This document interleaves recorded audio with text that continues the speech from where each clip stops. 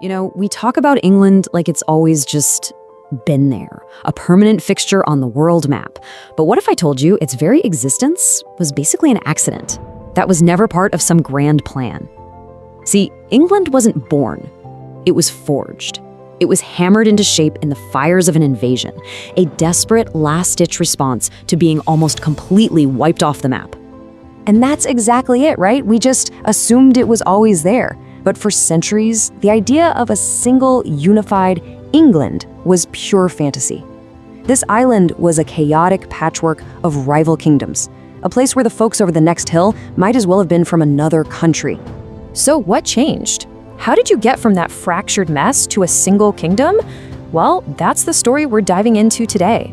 It's a journey defined by one of the biggest threats the island would ever face, a threat that would either destroy it or force it to become something entirely new. Okay, so let's set the scene. Our story really kicks off after a superpower collapses. The Roman Empire had packed up and left the British Isles, leaving behind this huge power vacuum. And as you know, nature abhors a vacuum. So into this void came new people, new tribes, and new conflicts. A number of Germanic tribes, who we now call the Anglo-Saxons, started migrating across the sea. Now, some historians believe that they were actually invited at first, hired as mercenaries by the native Britons to help fight off the Picts and Scots. But, well, the mercenaries soon decided they liked the place, turned on their employers, and by the 7th century, they were the new bosses. But here's the thing. They didn't create one country. Oh no, they created a bunch of them. You had Northumbria in the north, mighty Mercia in the middle, Wessex in the south. These were just a few of the 7 major kingdoms that were constantly fighting each other for dominance. For hundreds of years, this was just how it was, a brutal, bloody cycle of war. And then, a new threat came from the sea, and it changed everything. This wasn't just another rival kingdom. This was an existential threat, a storm of violence that was going to either shatter the Anglo-Saxon world for good, or, in a strange twist of fate, be the very thing that forced it to finally unite. The first attack sent an absolute shockwave across the land. The Viking raid on the holy monastery of Lindisfarne, this wasn't just about stealing treasure. To the Anglo-Saxons, this was sacrilege. It was an attack on God himself. The sheer brutality of it was something they were totally unprepared for, and it was just the beginning. After that first raid, the dominoes just started to fall, and with terrifying speed. A massive invading force, what the Anglo-Saxons called the Great Heathen Army, just tore through the country. In the space of about 5 years, East Anglia, gone. Mighty Mercia, fell. The great northern kingdom of Northumbria, also gone. Just one kingdom was left standing against this unstoppable tide, holding on to the very last sliver of hope for an Anglo-Saxon future, the Kingdom of Wessex. So now, with their backs completely against the wall, the fate of all the Anglo-Saxons rested pretty much on the shoulders of one man, the King of Wessex. At first, King Alfred tried what others had. He paid the Vikings to go away. But you can't pay the storm to stop. You can only buy yourself a little time. And when he saw his moment, he gathered his forces and, against the odds, won an absolutely stunning victory at the Battle of Edington.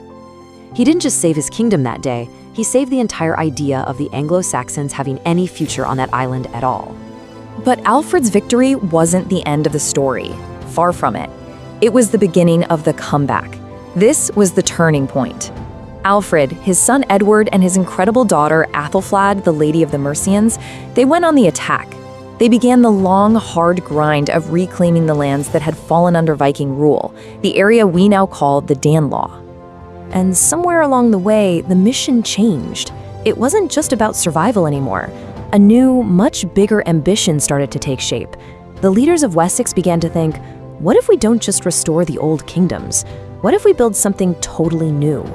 This ambition really came to a head with Alfred's grandson, Æthelstan. He saw his chance when the Viking ruler of Northumbria died, leaving the kingdom and its capital, the great city of York, vulnerable. Æthelstan didn't hesitate. He marched his army north and he took it. And that brings us to this year, 927. The moment Æthelstan took York, he controlled all of the old Anglo-Saxon kingdoms. For the very first time, one ruler held sway over the whole land. This is the moment most historians point to as the birth date of the Kingdom of England. and Æthelstan knew exactly how big a deal this was. He was the first monarch to call himself not just King of Wessex, but Rex Anglorum, King of the English. That was a revolutionary claim. It wasn't just about territory anymore. It was about a single people, a single identity, under a single crown. Of course, this new kingdom was immediately put to the test.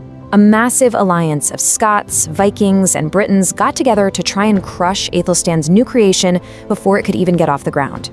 The result was the legendary Battle of Brunanburg.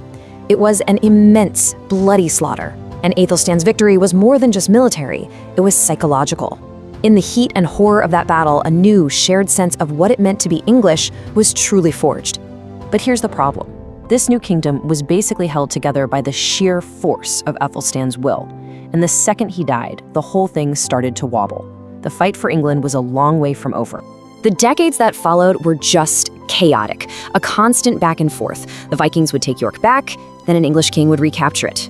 Some new warlord, like the wonderfully named Eric Bloodaxe, would show up and carve out his own little kingdom in the north. This was not a stable nation. It was a contested war zone, and it proved just how fragile this new idea of England really was. You see, the kingdom needed more than just a great warrior at this point. It needed a great politician, an administrator. It needed someone who could turn a military conquest into an actual, functioning, peaceful country. And that man was King Edgar. Edgar, who became known as the Peaceful for good reason, was the one who finally made England stick. First, he just put a stop to the constant, draining warfare. But then, he did something brilliant. He built unity not by forcing everyone to be the same, but by respecting their differences. He allowed his Danish subjects in the old Danelaw to keep their own customs and laws. And finally, he put the systems in place, the laws, the administration, that turned England from a concept into a country. So you see, it wasn't one single event or one great king. It was a long, brutal, and frankly, shaky process of conquest and reconquest that spanned generations. In the end, England wasn't planned. It was a reaction. It was hammered into shape on the anvil of war, created not out of some shared ancient culture, but out of a shared, terrifying threat. It was the kings of Wessex who, in fighting to save themselves from annihilation, accidentally ended up creating a brand new nation. So Edgar had brought peace and stability. The foundations were finally set. But as we know, history rarely stays peaceful for very long. The kingdom had survived the Vikings, but a new threat was already gathering strength just across the English Channel, setting the stage for 1066 and a Norman conquest that would change England forever.